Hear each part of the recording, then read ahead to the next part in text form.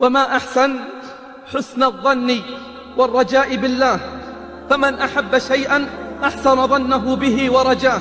مرض إعرابي فقيل له: إنك تموت. قال: وأين يذهب بي؟ قالوا: إلى الله عز وجل.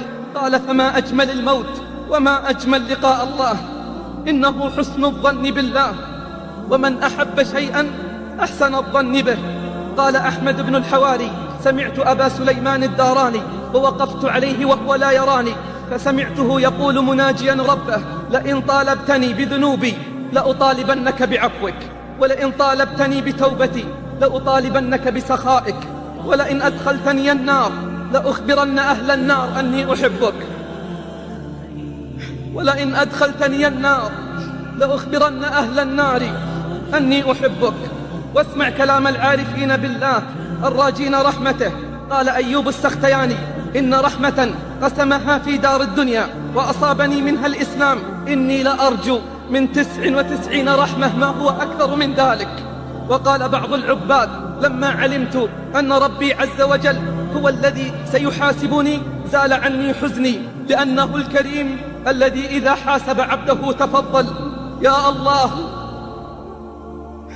يا الله، لو يعلم المدبرون عنه كيف انتظاره لهم ورحمته إياهم وشوقه إلى ترك معاصيهم، لتقطعت أوصالهم شوقا إليه.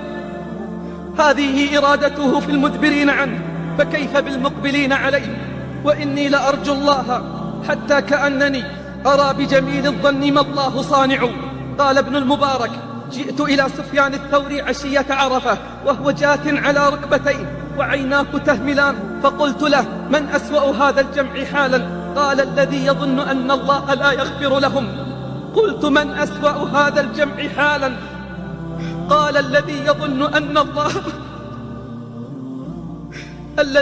أن الله لا يغفر لهم. أليس هو الذي قال: ورحمتي وسعت كل شيء؟ يا الله،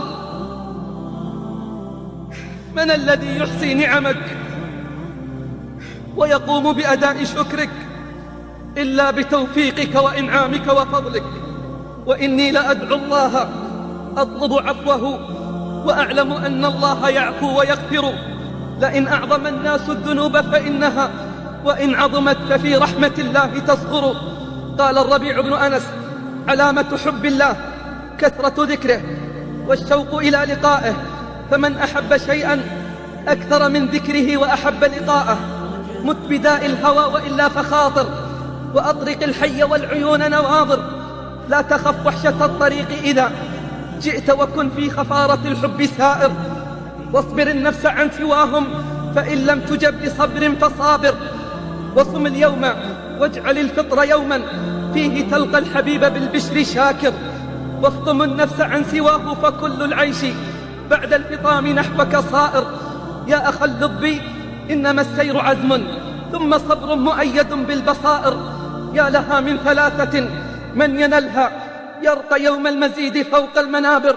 كان يحيى بن معاذ الرازي يردد دائما ويقول: إلهي، إن كان صغر في جنب عطائك عملي فقد كبر في حسن رجائك أملي. اللهم إن كنت غير مستاهل لما أرجو من رحمتك فأنت أهل أن تجود على المذنبين بفضل سعتك. إلهي، لو ما عرفت من عدلك ما خفت من عذابك، ولولا ما عرفت من فضلك ما رجوت ثوابك. إلهي، إن كنت لا تعفو إلا لأهل طاعاتك فإلى من يفزع المذنبون، وإن كنت لا ترحم إلا أهل تقواك فبمن يستغيث المسيئون. إلهي، إن كنت لا تعفو إلا لأهل طاعتك فإلى من يفزع المذنبون، وإن كنت لا ترحم إلا أهل تقواك فبمن يستغيث المسيئون. إلهي، أين يذهب الفقير إلا إلى الغني؟ وأين يذهب الذليل إلا إلى العزيز؟ وأنت أغنى الأغنياء وأعز الأعزاء يا أرحم الراحمين. قال الجنيد: من كان الله همه طال حزنه، فقال الشبلي: لا يا أبا القاسم، بل من كان الله همه زال حزنه، بل من كان الله همه زال حزنه. وكان لعنبسة الخواص غلام كثير الصلاة كثير البكاء، فسأله يوما عن سبب كثرة بكائه فقال: قطع ذكر العرض على الله أوصال المحبين. قال: ثم جعل يحشرج حشرجة الموت ويقول: أتراك تعذب من يحبك، أتراك تعذب من يحبك وأنت الحي الكريم. قال: فلم يزل يرددها حتى والله أبكاني. وكان يحيى بن معاذ الرازي يقول: يا من ذكره أعز علي من كل شيء، لا تجعلني بين أعدائك غدا أذل من كل شيء. قال ابن القيم: من عرف قدر مطلوبه هان عليه ما يبذل فيه. وقال الإمام الهروي: وأعظم الرجاء رجاء أرباب القلوب، وهو رجاء لقاء الخالق الباعث على الاشتياق، وهذا الرجاء هو محض الإيمان وزبدته، وإليه شخصت أبصار المشتاقين.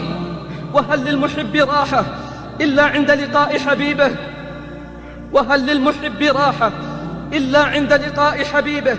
فاتخذ الله صاحبا ودع الناس كلهم جانبا.